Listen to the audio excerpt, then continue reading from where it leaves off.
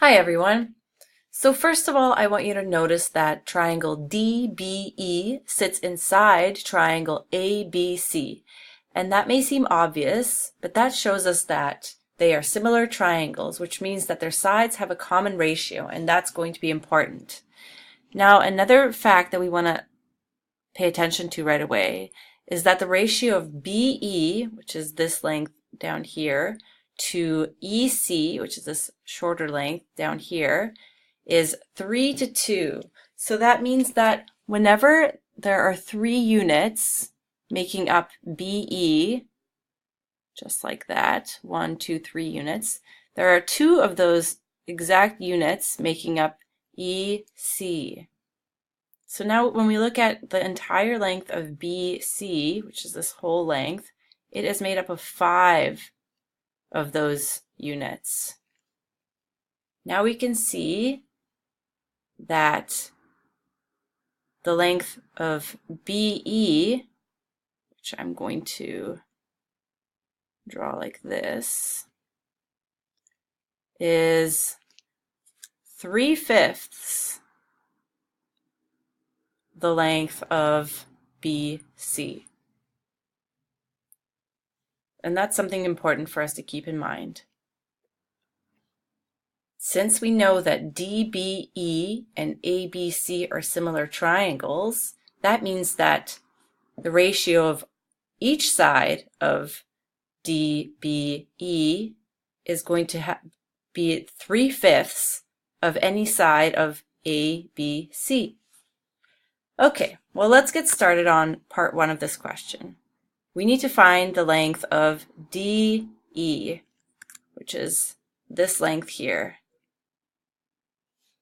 Let's work with what we have immediate to us. So in the triangle ABC, which I'm just going to redraw quickly here, and that's a right triangle, we know that this length is 13, and we know that this length is 12 centimeters. Using the Pythagorean Theorem, we can identify that 13 is the hypotenuse, that 12 is one of the legs, and that we are missing this length here, which corresponds to AC in the big triangle. So I'm going to write it as 13 squared minus 12 squared will be equal to our, I'm going to write AC squared, because that is our missing length.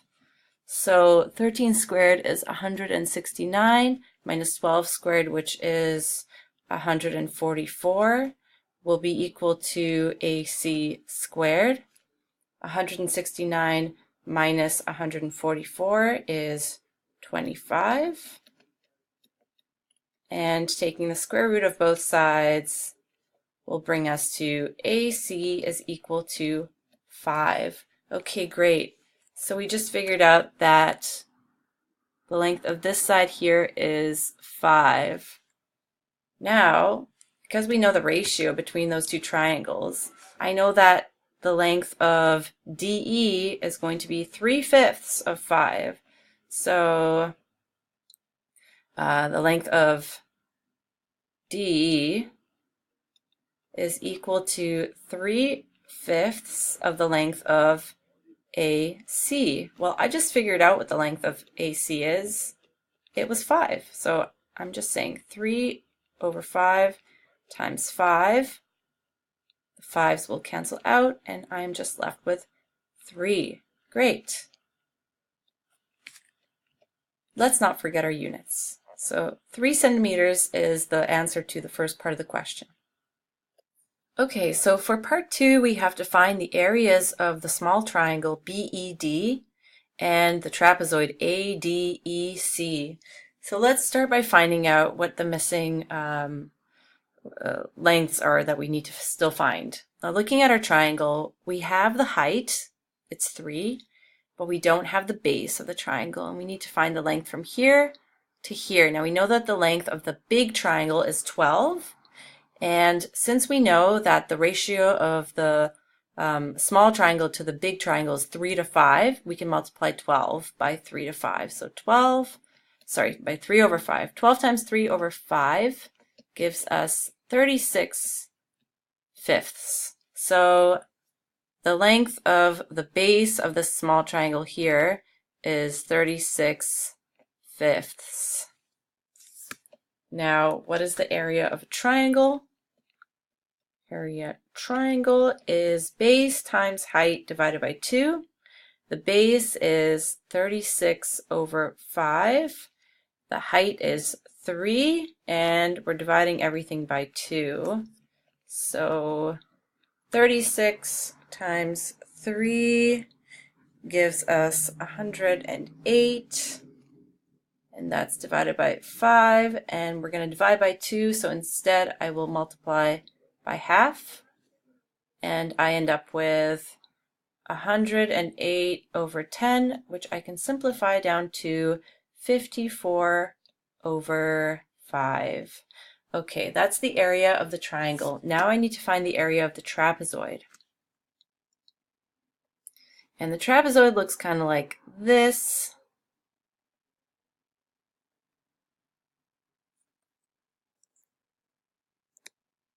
So let's pretend these are perfectly parallel lines here.